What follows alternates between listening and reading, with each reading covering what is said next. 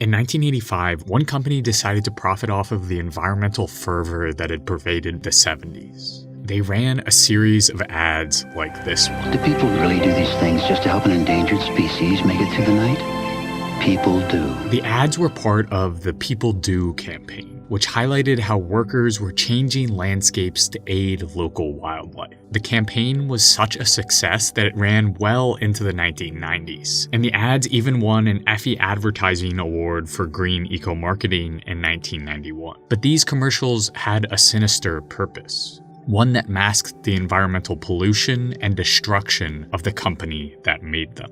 Today, we're going to unpack so-called corporate responsibility and greenwashing, what it means, how commercials and tactics like the People Do campaign work, and why corporations like the one that made those commercials don't care about us or the planet. This video is sponsored by CuriosityStream, which now comes with Nebula for free when you sign up using the link in the description.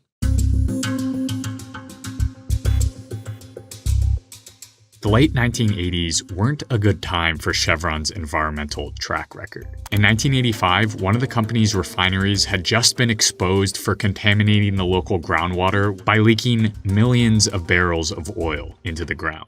Then 3 years later, the company paid $550,000 to settle a lawsuit brought in connection with toxic emissions at its plant in Richmond, California. Then again, in 1991, it pleaded guilty to violating both the Clean Water and Clean Air Acts, paying millions of dollars in damages. So the fossil fuel giant decided to do something about their tattered public image. Starting in 1985, Chevron shelled out somewhere between $5 to $10 million a year to create the People Do campaign. That's right, the company behind those nature-filled commercials was the oil corporation Chevron. Throughout the campaign, Chevron paid an estimated $200,000 to make each 30-second ad that marketed initiatives like their butterfly preserve. The El Segundo blue lives on wild buckwheat, on land that's part of an oil refinery. A preserve that cost just $5,000 a year to maintain. A mere glance at the price tag reveals where the oil corporation's motives lie. But this type of ad campaign is common for corporations, especially large multinationals. Fast forward to today, and greenwashing, or using environmental rhetoric to boost sales or brand image while simultaneously polluting or destroying the environment, pervades marketing campaigns. From oil giants like Exxon, carbon capture is important technology, to Nestle, at Nestle, we steward water resources, right down to Instagram ads on your feed. Each of these companies have a vested stake in misleading you into believing that the product they're selling, and ultimately their company, is aiding in social and environmental change. But when it comes to greenwashing, there is a lot more at stake than getting misled.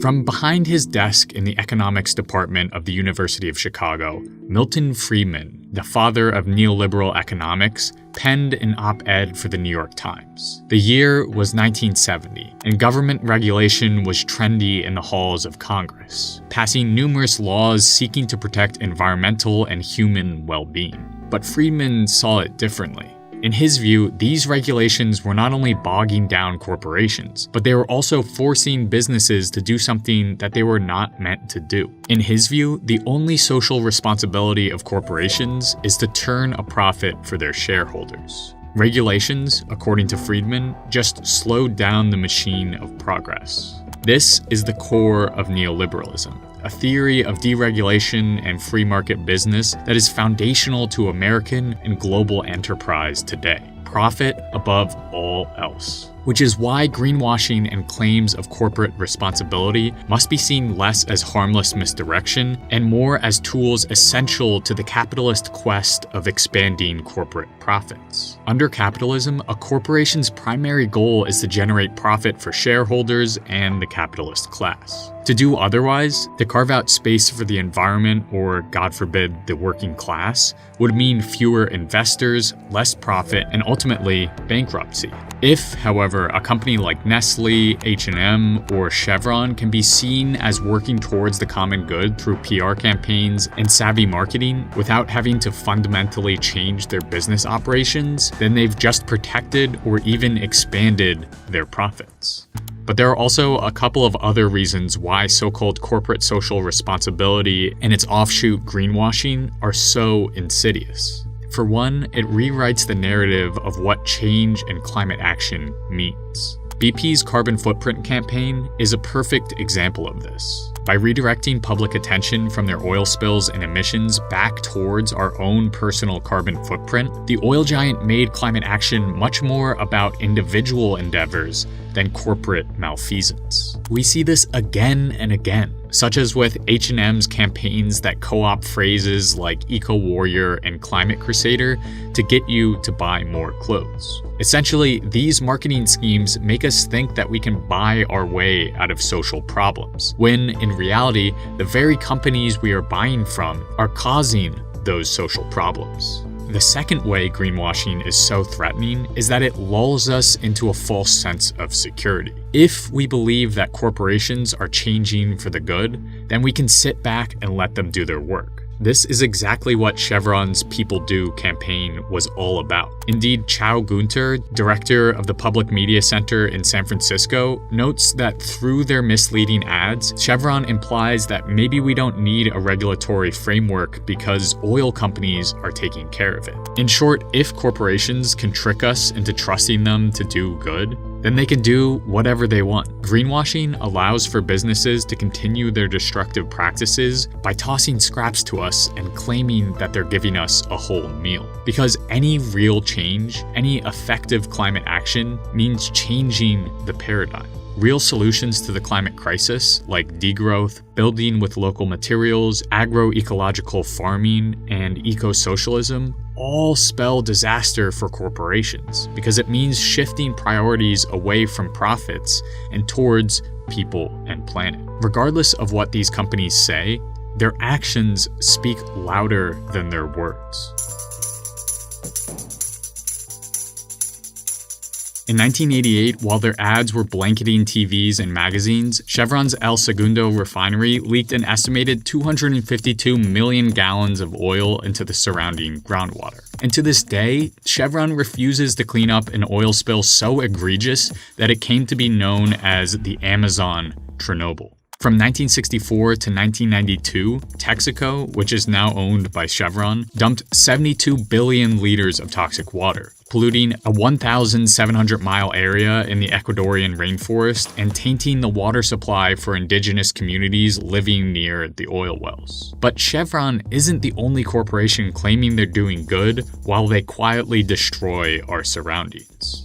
Home Depot, for example, recently had to pay a $28 million settlement because it illegally dumped toxic waste in California despite running marketing campaigns aimed at consumers to recycle their homemaking materials. And Nestle, with its claims of sustainable water and packaging, is anything but sustainable. First of all, wrapping water in plastic is causing a single-use plastic waste crisis. But to add insult to injury, Nestle's subsidiaries like Arrowhead Water, which sources its water partly from California Springs, an area notoriously racked by a mega drought, have been repeatedly accused of sucking aquifers dry wherever they operate. These exploitative corporate practices reveal that to make the most profit they can, corporations try to externalize as many costs as they can. And if they can say they aren't externalizing those costs while they actually are, then they've won. But at the price of the planet and the people slaving away under brutal conditions.